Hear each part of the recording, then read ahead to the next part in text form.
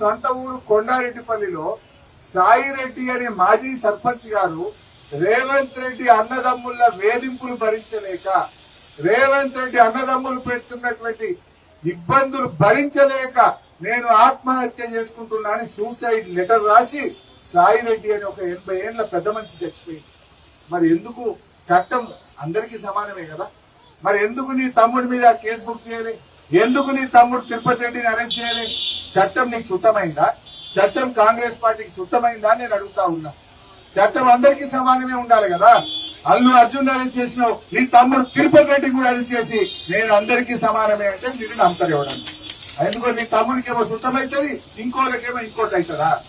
ఇవాళ విద్యార్థులు 54 మంది గురుకుల పాఠశాలలో ఉండే పిల్లలు చచ్చిపోతే దానికి కారణం మీ ప్రభుత్వం చేతగానితనం కాదా? శైలజ అనే గిరిజన పాఠశాల అమ్మాయి నిమ్స్ హాస్పిటల్లో 12 రోజులు చావు బతుకుల్లో